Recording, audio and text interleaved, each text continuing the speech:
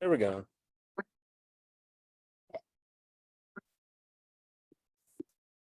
Great. Welcome back to day 2 of Ask Day. So excited that you're joining us again. We're going to start it off with a bang with Dani Merlino with Grow Your Occupancy. I can't speak this morning, so it's still kind of early. So Dani, thank you for being a part of this today. We're so excited about your presentation. You're going to go over the cost of concessions, which is a big issue in a variety of line of work, but I know in senior living, it's a topic that we need to discuss. So thank you again for being a part of this. Dani is the VP of Strategic Development, and I'd like to start off with a quick getting to know you question. So Dani, do you have a interesting fact that you can share with everyone? Oh, I should just gave you a question to ask me. Growing up, I used to spend my summers dancing at Disney World. Oh, wow. Nice. That wins the day. There you go. That's a good one. So if this gets boring, just let me know and I'll bust out a tap dance. I think the follow-up question is, were you employed doing that, or was this just a pastime? It was a pastime with our dance group. Mhm. Nice. That is really cool. Very That's cool. awesome. Well, again, Dani, thank you for joining us today and kicking off the second day. And with that being said, I'll hand it off to you so you can get us started. Awesome. One second.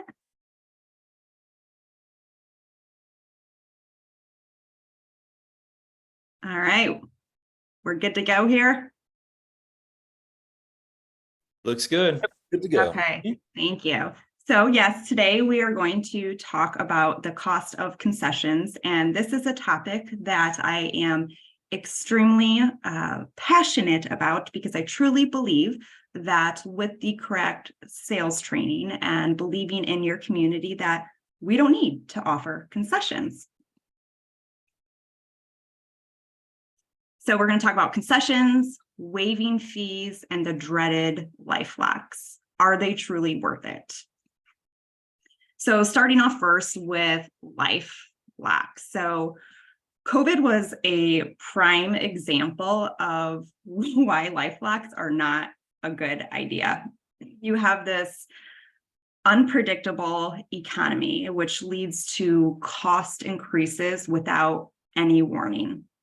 And then you are restricted with this revenue growth now, and your only option is to cut expenses. So the next thing you know, you're having to skimp out on food, or you're cutting marketing dollars, which is going to affect occupancy, or you're pricing yourself out of the market for your new move-ins because you're trying to increase that revenue. Even worse is life-locking care services. That's going to set you up for those diminishing returns. As time goes on, you're just going to end up making less and less money. Another good example is regulation factors. So there's some states that are coming out with regulations, and even in the assisted living world, they are saying, here's staffing ratios, implement them. We're giving you a certain amount of set of time, but here you go. And when we have life locks in place, we're not able to, we're having to add the staff because the regulations say so, but then we are losing out on this revenue piece that's needed to actually staff appropriately according to the regulations. So I was doing a little bit more research on life locks, and I like to always think about what the consumers, what our prospects are thinking about, the things that we're offering. And every article that I was reading about life locks, the consumers think that it sounds like a gimmick. They're onto it. They're like, really, what is this all about? And they tend to actually just completely shy away from life locks. So waiving fees. This is a common tactic that we see all of the time. And what I really want to point out here is what this actually looks like, again, to the consumers. What it can look like is that there's a lack of commitment from us, and then we're in return going to get a lack of commitment from the prospect, which we don't want either on either ends.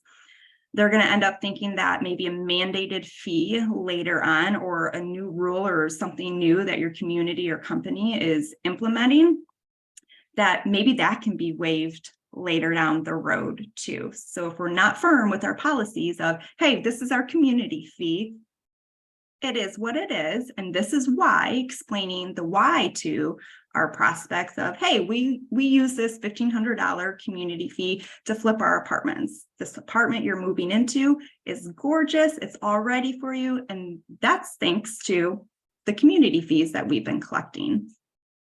Another thing to keep in mind here is, how are you budgeting? Are you budgeting to waive those fees? Or are you just setting yourself up for this immediate loss of revenue when you're waiving those fees? So why do we jump to concessions? The biggest thing that I hear is, but our competitors are. We think that there's an immediate boost in sales when we offer concessions. But if we really did a good discovery process, would that have even needed to take place? We probably would have gotten the sale anyways if we were able to create that value. And we also jump to concessions because we're trying to undercut our competitors. And that's because we're not believing in our product. We're not believing in the services that we offer. So we jump to concessions because we're in a panic mode. We have all this pressure, whether it's the community level feeling the pressure, or the regional level, or the corporate level. We're just in this panic mode because we get a message that we're behind, or we need to get so many move-ins a month. So it's panic mode, and everybody just jumps to cut the prices, give a deal, like just get them in. The thing is that there is such a thing as bad occupancy if you're not collecting the revenue needed to keep your community afloat. Not believing in your product.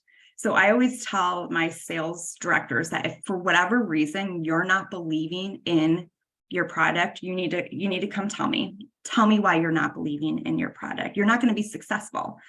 I tell people that I can sell 3 things. I could probably sell you my kids because I believe in them and I love them. I could sell you a really cute pair of shoes because I love shoes. And I can sell you senior living. 3 things I love, adore, and I'm really, really passionate about. You're not going to be successful if you don't believe in your product. And in not believing in your product, if you don't see the value in it yourself, others aren't going to either. What it all boils down to is a lack of sales training. So believing in your product and sales training. If we aren't teaching our sales directors and our executive directors the importance of the discovery process, we're not able to create value to our prospects. So again, kind of going back and thinking, what are our prospects thinking when we're discounting? So they're probably thinking, well, what's the true value of the product? If I'm getting this discount now, what's the real value? Am I actually being cheated in the long run when I go back up to that market rate? Or should they really just be giving me this discount the whole entire time I'm there? If you come across a prospect or a family member who's business savvy, they're going to be thinking, where are the budget cuts happening? If you're giving this deal to me and the other 4 move-ins this month, what are you cutting back on? Is it the staffing? Is it the food? Is it gas for transportation? Where are the budget cuts happening? What are they hiding? You know, you go shopping and you see the discount racks at Macy's or wherever. And trust me, I always look, like I want to see what's out there, but I really examine those clothes well. And like, okay, where's the stain? Is there a thread hanging down? Like, how out of season or style is this? Like, I'm looking extra closely at that. What are they hiding from me that this is so cheap that I'm getting this discount? So your prospects are also then going to think that future rent increases are negotiable. And we all know how hard it is when it's time to send out those rent increase letters. Especially if you don't believe in your community, it's extra hard. That's the pushback I usually got from my executive directors. That was a really big red flag when I got the email of, I can't give this increase. I'm like, okay, they're not believing in their communities. But giving these discounts up front is going to lead our prospects to think that our future rent increases are negotiable. Rent increases are hard enough as it is, let alone if somebody really truly thinks that they're negotiable. So some in-house pitfalls that I think that we forget to think about. So thinking about our residents and families and staff members. So what happens when a current resident is paying more than new residents? What's stopping them from moving out and then moving back in at a lower rate, or worse, moving somewhere else because they're upset because the new residents are paying less than they are? What about families? They're the ones that are going to be cutting out those deals in the newspaper ads and coming into your office and slamming it down on your desk and say, my mom moved in last month, but she didn't get this discount. What are you going to do for us? And maybe most importantly is our staff and our team members. So if they're seeing that we're giving concessions and discounts, have you ever stopped to think how that makes them feel? Probably makes them feel that the care or services that they are providing aren't valued. They're not good enough, not top notch, that they're going to then start feeling devalued, and you see then the morale going down. And obviously we never want that for our team members. So here's the bottom line here.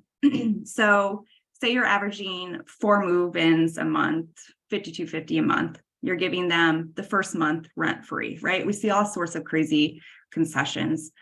First month's rent free, which, by the way, if you do that, they happen to be a paid referral source and you are giving the sales director a move-in bonus. Now you're not even making money until the 4th month. And a lot of things can happen between first month and 4th month, move out, death, whatever the reason. So you've moved somebody in and you haven't made any money, or at least not until the 4th month.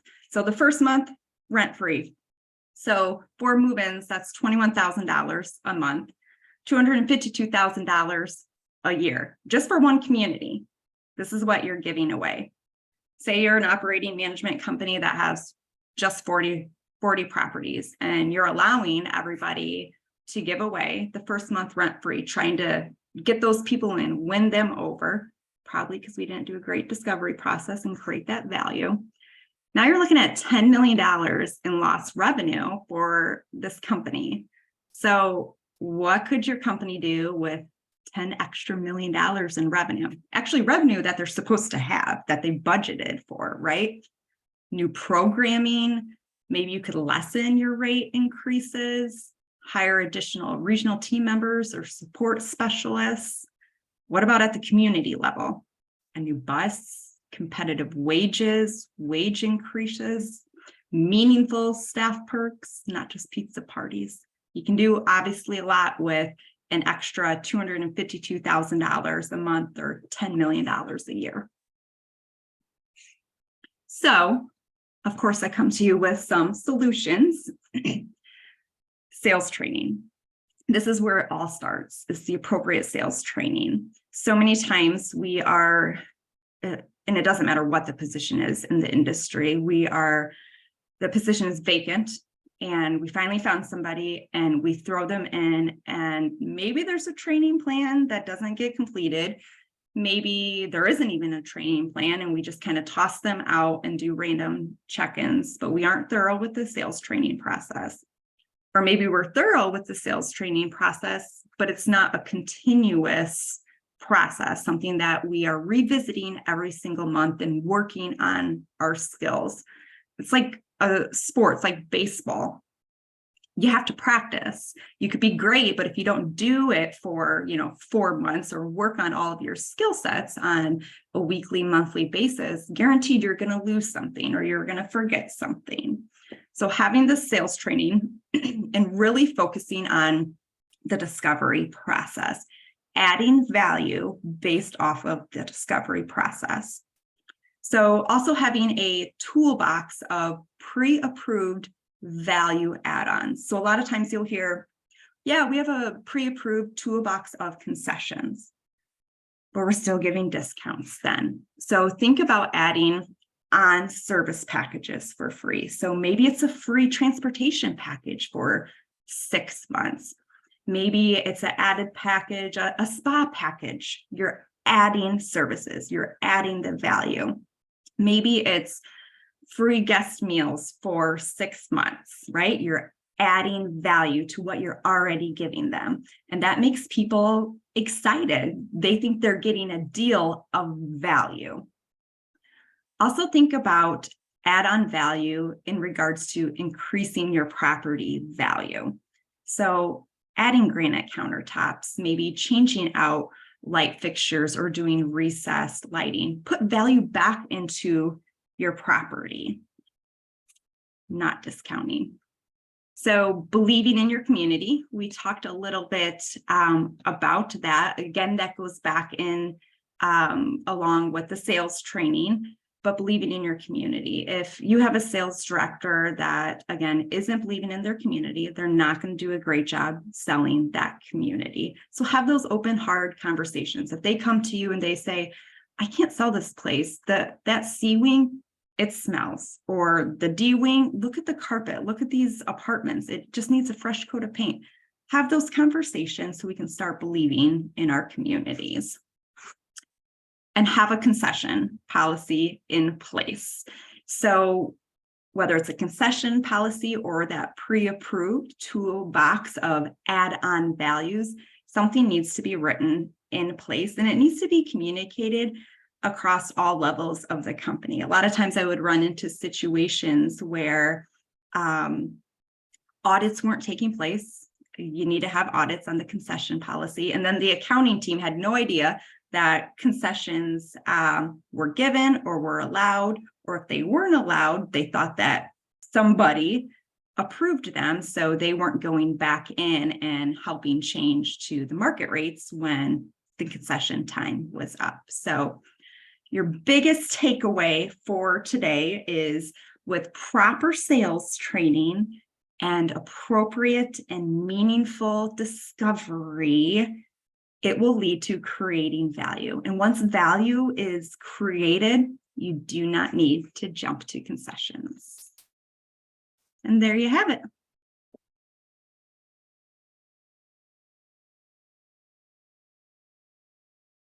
Sorry, I was trying to unmute myself. I just kept muting myself. So my apologies. Dani, that was tremendous. Thank you so much for sharing that information. I took a lot of notes, and a lot of this is really speaks to my heart as someone who's been on the sales side for many years. And I thought about, some advice that others have provided me throughout that journey. And from concessions is a race to the bottom, because you start that, and like you said, it has real consequences, and you start that process, and then you can't reinvest in other areas of your business. And the other thing that I've heard from some of my leaders is, like, you teach your clients how to buy. And like you said, like you start negotiating now, everything's a negotiation. And I really, really appreciate the fact of you saying, instead of taking something away, you actually want to add. And so they see that as a benefit instead of this constant negotiation. So thank you for walking us through that. Something you highlighted I would like to touch back on is the importance of proper sales management. And it's something I feel like it's lost many times. And we have all the right intentions when we have a new sales member starting, but before you know it, you're just kind of thrown into that position, and you're trying to figure things out. A big part of that sales direction is asking the right questions. And to get the conversation going in the right direction, so you don't feel like you have to make those concessions. And I want to see if you had a favorite discovery question. You did mention the discovery process. I wanted to see if you can touch on that a little. I think my all-time favorite question is, what is important to you? What is important to you throughout this search and finding your new home and moving to a senior living community? It's a great open-ended question that could lead you down a lot of different paths. But if we don't know what is important to that individual or to that family member, there's no way we are going to create value. So what's important to you? That's I really like that, because really on the sales process, everybody thinks it's about really trying to get someone to make a move. But the truth is, proper sales training will teach you how to actually ask the right questions and dig deeper to understand what that deeper why is. And once you have that why, then you can start having more of a vulnerable and transparent conversation. That's where you can really focus on, okay, am I adding value or not? So yeah, that's great feedback. Dave, did you have something you wanted to add? Well, yeah, maybe just a comment that, from the marketing side of things, I don't want to jump in the middle of the sales pros here, but, we were always taught as creatives, even from college, is when you devalue your service, when you undercut each other, it's, as Larry said, it's a race to the bottom. But Dani, the thing you touched on that I appreciate from the marketing side is that reframing of, instead of discounting, we're adding value. So it's playing with money, it's playing on, squeezing the balloon from both ends, but it's really, it's smart. And I like that from the marketing standpoint of reframing, adding value as opposed to discounting. So that's all. But really great stuff. Yeah, a quick question. Someone actually just texted me who's watching. They said, what are some good ways that your prospects who bring up competitors' concessions how do you respond when they start bringing up those competitors' concessions questions? Yeah, so I try and have them think about the business side, and I go ahead and say, so if they're offering that concession, have you thought about what other cuts they're doing? Because everybody has this bottom line, everybody has to have that revenue. So if they're giving you that discount, I guarantee that somewhere along the line in some department, something's getting cut. And that's just the truth. That's not being mean. That's not talking negatively about our competitors. That's just the way business works. Yeah. I rather give you that value. I rather you have everything you need and want here. Yeah. And stay firm on that. And it actually goes back to really believing in the product you're representing. And when I think people can see that and they buy into that hope and excitement. And if you really look at some of our favorite brands, they typically don't offer concessions either. They always throw those extra add-ins. So no, I thought that was really great. Going forward, where can people find you to further connect? Yeah, so I'm on LinkedIn all the time. You can find me on LinkedIn, send me a message. And my email is Dani@growyouroccupancy.com. Awesome. Great. And I know everyone has a busy travel season coming up this fall. It sounds like you're in the same boat. What conferences will you be attending where people can find you and potentially say hi? So I'll be at NIC in Chicago. I will be at Interface in Chicago coming up. I will be at Iowa Healthcare Association next week. 2 weeks. Okay. Illinois Healthcare Association. I will be down for me, I'm in Illinois, in Kentucky for their Assisted Living Association meeting. And I'll be at Smash, of course. So great time to connect there for sure. If you want to meet up, anywhere, let me know, send me a message, and I would love to connect with anybody. Yeah, great. Can I ask one more question? And I'm going to throw this one at you. Do you have any other sales, like books or podcast or any other, like what you call the more experts that you enjoy listening to or reading and where you try to go for further guidance? Yeah, so I consider myself extremely fortunate that I'm working with my mentor. I never thought in a million years that I would get to work alongside Julie, but by the grace of God, I am. And honestly, her book, and this isn't even a plug. I didn't know you were going to ask me this question. That's great. But I bought this when I was in my very first regional position. I received zero training. And I was like, well, I was a great executive director and I was a great sales director. How am I going to take what I know though and pass it on to other people? And I was kind of panicking. I didn't even know who Julie was. I literally Googled this, came up with this, and I was like, all right, well, I'll give it a shot. And it's been with me for, I don't know, few years now at this point in time. You can see I've posted it's all highlighted up. I probably need another copy at this point in time, but I'm telling you, like, this is it. It's awesome. just the guide. It's relevant. We have a podcast with Grow Your Occupancy too. Julie does a lot of it. Her and I are on there together. We have a team of sales specialists that will join us every once in a while, and it's super cool to get their insight, because they're dealing with the communities and the obstacles on a daily basis. And then we invite other industry leaders on as well, which I absolutely love, connecting with people and hearing what they're going through. And I think it's really interesting to hear the different dynamics between sales and marketing. And some companies, their positions are separated and some are together. And some people have an ops role thrown into it, and just kind of walking through all of the different dynamics. So the podcasts are really fun to listen to. And it's on Apple now too. You can log in and listen to it that way. I'm definitely going to subscribe. I'm so glad I asked that question. It was kind of a question that just came out of nowhere. So I'm glad that ended up working out. I heard Julie speak at Argentum, and I was really impressed. I'm looking forward to, I would also like to go get that book and learn more. I'm so glad you shared that. So my last question is, did you get Julie to sign your book? Oh my gosh, I haven't.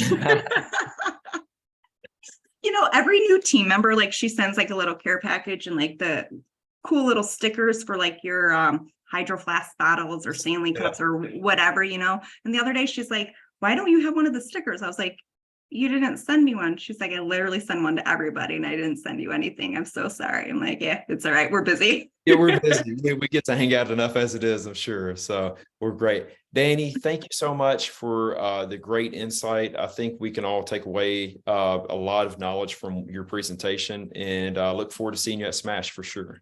Absolutely. Thank you so much. All right. Thank you. All right. Have a good day. All right. So we're back. Dave, is there anything else you wanted to mention or share, Dave? You were smiling. I didn't know. No, I was just agreeing with a bunch of what you guys are saying. So no, good conversation. And next up is digital marketing and you at a Yeah, I was going to say the next presenter is someone I know really well, and looking forward to telling that story. And so we'll be back at 11:45 Eastern time. So we'll see you here in about a little under 20 minutes. Yeah, good way to start off the day, sales and marketing. That's right. The 1-2 punch. All right. Thanks, everyone. See you soon. See you.